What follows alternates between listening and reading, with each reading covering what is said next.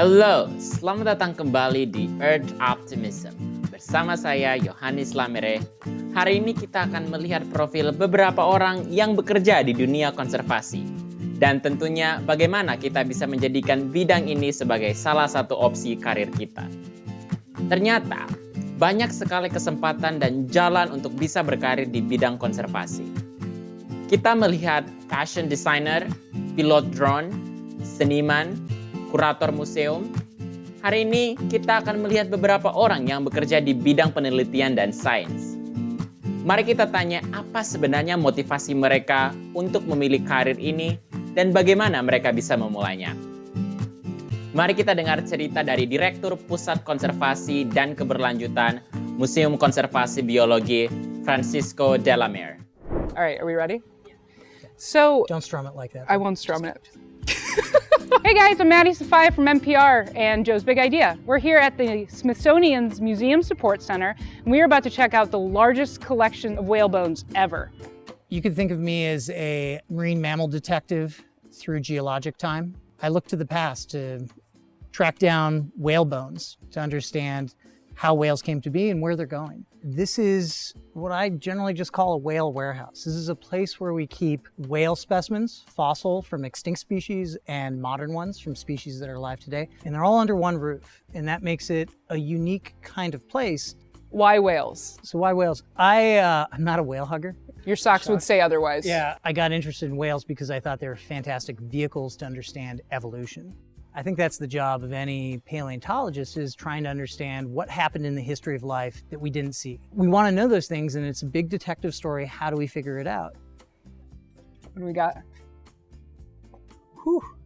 15.7. So Big head, Yeah. bigger brain. this happens to be the largest single specimen of blue whale jawbone that is in any museum, period. Wow. And consequently, because dinosaurs did not have a single bone that was larger than this one, these are the largest single osteological elements of any organism in the history of life on Earth. That's amazing. Does that ever get lost on you? No, it does. It actually, it kind of challenges me to think of the right scientific question to ask of this material. Because you could think about, well, how does a blue whale actually grow a bone this large? What are the physics involved with feeding with jaws this large? Those are all questions that can be investigated using these museum collections. We have, across all these shelves, the skulls of fossil whales. And I'm going to lift off the jacket just like this. I think it's tremendously cute. Wow, it's crazy to think about how old these things are. Yeah, right. And you can actually touch them, right? This is. Wait. Yeah. I can go for touch it. them? Yeah, well, you strummed a cast, so you might as well Yeah. graduate to this level. That's So awesome. There's your time travel for the day. It's like 11 million years old. I'm gonna touch it again. Sure, go for it. That's going to cost you. So again, this imaginative process of looking into the Earth, into past snapshots, those give us clues about the potential future states of where we're heading. And I also think that that's something that we still control. We don't know how the future is going to shake out. We do know that these systems are dynamic and complex and can respond abruptly. They can respond in ways that we can't foresee, but we are a part of it. I think of humans as being participants in this great experiment that we're undertaking. We just need to be more aware of that. This is Madeline Safaya reporting from the mouth of a whale. Nick Pyenson also here. It's my day job, so it's not that big of a deal. Everyday to me. situation for him.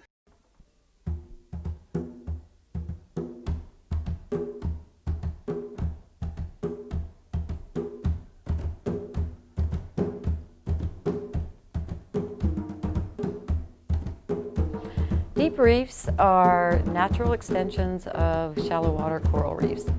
They extend down to 1,000 feet or more. They are largely unexplored ecosystems. There's this zone between about 150 and 1,000 feet that science has largely missed. My name is Carol Baldwin, and I'm the director of the Smithsonian's Deep Reef Observation Project, or DROP for short. DROP is using a manned submersible that goes to 1,000 feet or 300 meters to explore and monitor biodiversity on deep reefs. We are using autonomous reef monitoring structures, which are little reef condominiums made of PVC plates stacked on top of one another, and you can capture a sample of much of what is living on that reef. In Curacao, we are using these arms on shallow reefs, but thanks to the availability of the submersible, we're also deploying these for the first time globally at deep reef depths. So it's a phenomenal new, very powerful tool that's allowing us to very easily capture the diversity that's living on reefs. DROP is bringing together people who study fishes and crabs and algae and mollusks and echinoderms, and having everybody focus their attention on this one ecosystem, so that we're not just coming away with an idea of what the fish fauna is, but we're learning about the entire deep reef community. We would love to see Curacao become an affiliate member of the Smithsonian's Global Earth Observatories, or SI Marine Geo. And I think you can see that if we're finding that much new biodiversity in a tiny plot of water, that we've really only scratched the surface in terms of understanding what lives on deep reefs. Selanjutnya, kita akan keliling dunia. Pertama, kita akan ke Kenya di Afrika. Bagaimana kalau pekerjaan kalian itu melindungi kehidupan badak hitam?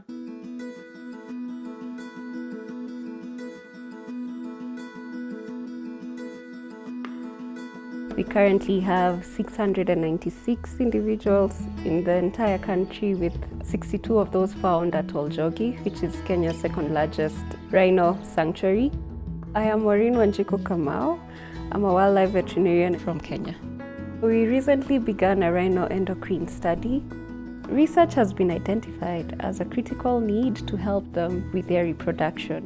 We are using a non-invasive technique. We are training the rangers at Oljogi to collect the fecal samples from the black rhinos. They play a critical role in monitoring the individuals. Collection of stool gives you a snapshot of the individual's hormone status at that time, and with that we'll come up with endocrine profiles that inform us on the reproductive status, so that we can have many rhino babies to increase the eastern black rhino population. Wild animals especially are nature's gift to us. Our efforts to conserve the animals and their ecosystem is our gift back to nature. Mari kita bertemu dengan seseorang yang kesehariannya itu menjaga dan berinteraksi dengan panda raksasa atau giant panda di kebun binatang Smithsonian. Since I was 3, I've always had a passion for animals.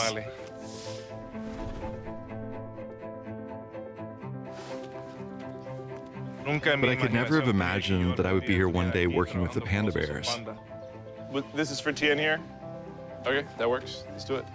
In the Smithsonian, along with our colleagues in China, are the force pushing for the conservation of the species. The panda bears are very tame and are always eating. We always have to give them a lot of food, especially bamboo.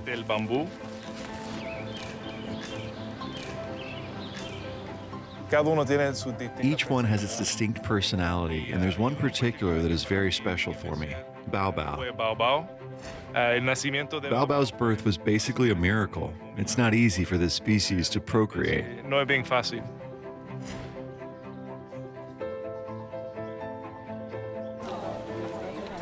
Hey, Shaq. The panda bears are very special, but they're the tools that we use to educate the public, to teach people what they can do to be part of the species conservation. Not only the pandas, but other species that are also threatened.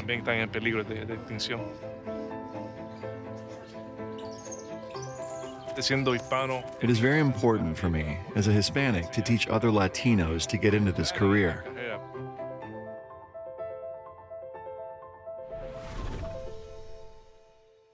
Sekarang, mari kita intip sedikit bagaimana cara profesi seorang kurator yang sekaligus bertugas untuk menjaga dan memelihara mamalia berukuran kecil di kebun binatang Smithsonian.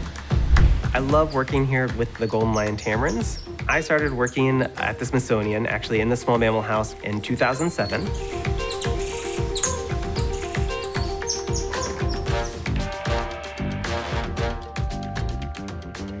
In the 1970s, the golden lion tamarin population in Brazil were critically endangered, and Brazilian scientists really sounded the alarm. Animals that had been confiscated from the pet trade were actually able to be brought into zoos from across the world, and the National Zoo was one of the zoos that was able to house them and create a captive breeding program that allowed for even more babies to be born here, which eventually led to larger populations in zoos.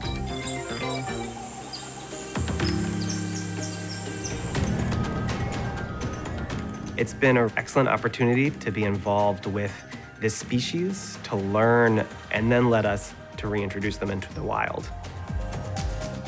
So going to Brazil for the first time, I was nervous, but once I met all the Brazilian staff, they made me feel like family. To then walk out into the forest and see the tamarins was inspiring. It was amazing.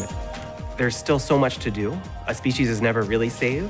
We have a lot of work still to continue, and we can only do that with a partnership with the people of Brazil.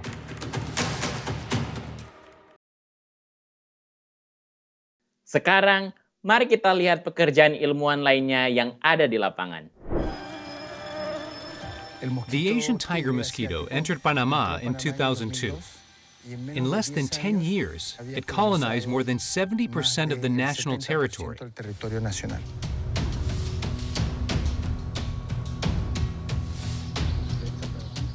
How is it possible that a mosquito that only flies 300 meters can colonize a country so aggressively? The mosquito is actively using the transfer of used tires that are available throughout the main roads of the country. And in this tire, that probably comes from a shop in Panama City, there are eggs, larvae, and pupae. By involving the homeowners, asking permission and explaining what the project is about and the interest we have,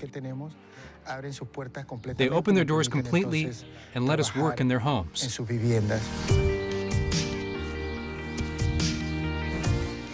Mosquitoes are without a doubt the most dangerous animals in terms of public health. We are trying to understand their behavior so we can devise sustainable control strategies. We are making sure that the army of people working against the mosquito grows exponentially, making our fight more effective. Nah, sebelum kita bertemu dengan ilmuwan satu ini, mari kita lihat sedikit keseharian Dr. Kim Komatsu di tempat kerjanya. My name is Kim Komatsu, and I'm a senior scientist with the Smithsonian Environmental Research Center. And I am a scientist who works with the Working Land and Seascapes Initiative of the Smithsonian, where we're trying to do science that will help promote the benefit of both people and nature. So we're currently standing in a cornfield, but the crop that I mostly work with is soybeans. Soybeans are really important for the U.S. economy. The amount of acreage planted in soybean in the United States would fill the state of Missouri 2 times. And it's number 2 in terms of dollar amount produced, only behind corn in the United States. So there's a lot going on below ground in these agricultural fields that most people don't think about because it's not clearly visible to us. In particular, there's lots of bacteria below ground that can help the crops that we're growing. And for plants in the bean and pea family, like soybean, there's a certain type of bacteria called rhizobia that they associate with that provide the plants with nutrients that no other plants have access to. The plants give sugar to the bacteria, while the bacteria give nitrogen that they take from the atmosphere to the plants. So we know that these bacteria can provide nutrients to the plants to reduce our reliance on fertilizer, but they could also potentially be beneficial to the plant in terms of resisting drought or insect pests, so we can rely less on irrigation and pesticides, which could both be beneficial to the environment, but also save the farmers money. And direct from the field, it is my pleasure to welcome senior Smithsonian scientist Dr. Kim Komatsu. So, tell us, Dr. Komatsu, why did you decide to become a scientist? What drew you to this field of study? Well, thank you so much, Johannes, for the opportunity to come and talk to you here today. I grew up in California in the United States. And when I grew up, I looked out around the environment around me, and I would see these beautiful golden hills around me every summer. And I thought the plant species that turned the hills these beautiful golden colors were so wonderful. And then I became a conservation scientist when I learned that they were actually all invasive species. So they were brought over to be able to be forage or food for cattle. and they actually are really damaging to the environment. They cause a loss of biodiversity, and they can be really flammable, so they can cause bad fires during the summers. And so really this got me thinking from a very early age about conservation issues and how we can use conservation science to really both serve people's needs as well as serve nature. Wow. And what skills and education were required for you to do what you do now? So I study plants and insects and bacteria, and so I have a lot of skills in identifying these different organisms. So both plant and insect identification visually, but also I use DNA sequencing to identify soil microbial organisms as well, so bacteria and fungus in the soil. But really what I think it takes to be a good scientist is being able to come up with good questions and then being able to design experiments or some sort of data collection to be able to address those questions that you come up with. So you can always learn new techniques or new methods of doing something as long as you come up with a really good, compelling scientific question. Now, we have a question from an Indonesian student who is participating in the U.S. Embassy's English Access Program. My name is Taufik from Islamic Senior High School, Palangkaraya.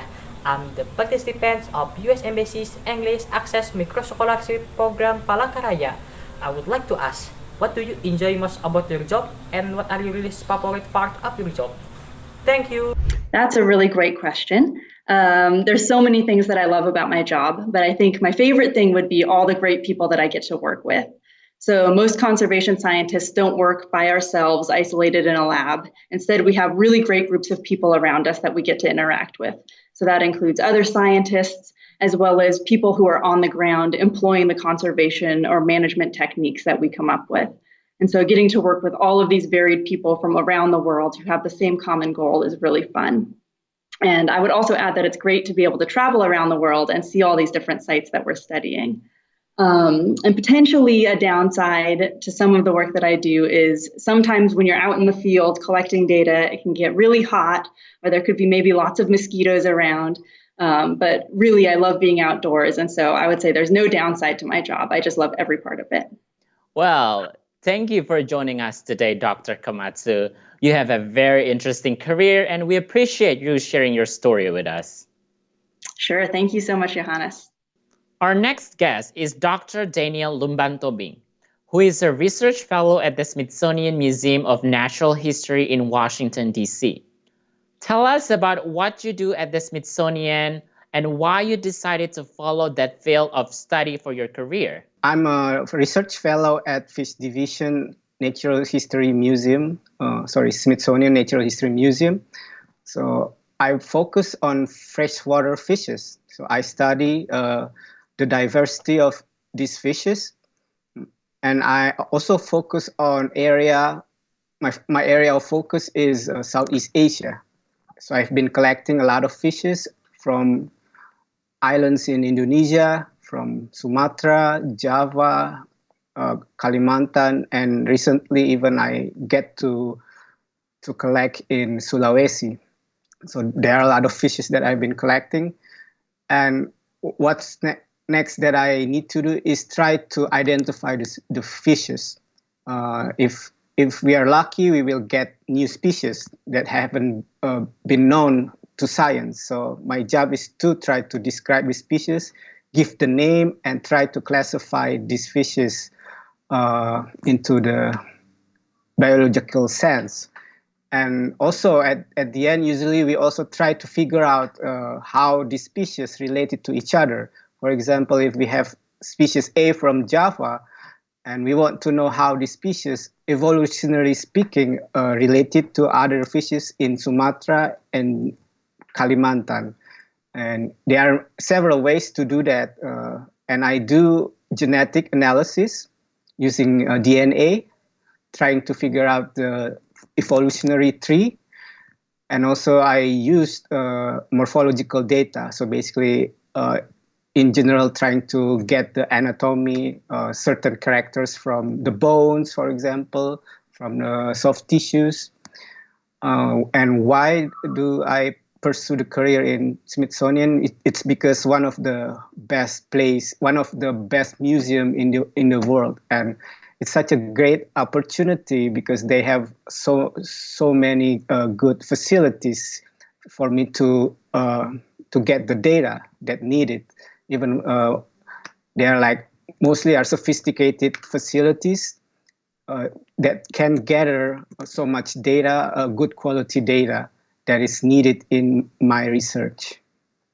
Do you have a favorite aspect of your job or anything you don't particularly like to do, but it is necessary work? My most favorite aspect in my job is doing field work. That is the best time for doing my job, professionally speaking. I can collect species as many as possible, and then the lab work is also great because you spend trying to figure out what you have and trying to get the data. But when it comes to the least favorite, I would say that when I have to deal with computer software to analyze my data, usually I use this in order to get this evolutionary relationship between species. And when it comes to computer, I'm not really a good at doing computer thingy, and also when you start to learn software, you need to begin everything from scratch, and it needs a lot of patience, a lot of time to learn how to use it, and a lot of things going on. For example, if there is like problems that I cannot solve and I need to consult to other people. We have a question from an Indonesian student who is participating in the US Embassy's English Access Program. Hi, my name is Nabila Zahra from Senior High School Muhammadiyah Bima. I'm the participant of US Embassy's English Access Micro Scholarship Program. So, I have a question. Why is career in conservation science a good idea? Thank you. It's a good idea because especially for Indonesian people, we are a country with mega biodiversity. So there is a big burden for Indonesian to maintain this mega biodiversity, to maintain that there is no species got extinct. Who else would do that? I mean, if it's not from the Indonesian people itself, why do we need to maintain this mega biodiversity? Because each species has its own ecological role in this big network of ecosystem. And when you take one species and the species become extinct, that would affect the whole system. And that's not good for us, even for human eventually, because it would jeopardize our life eventually, ultimately. So that's why it is really not only noble kind of job, but also something necessary to be done. So we need a lot of people to do this, or at least to be very, very concerned about the issue of biodiversity and how to maintain them to keep sustainable. Even though we have to use them, but we have to use them in a sustainable way.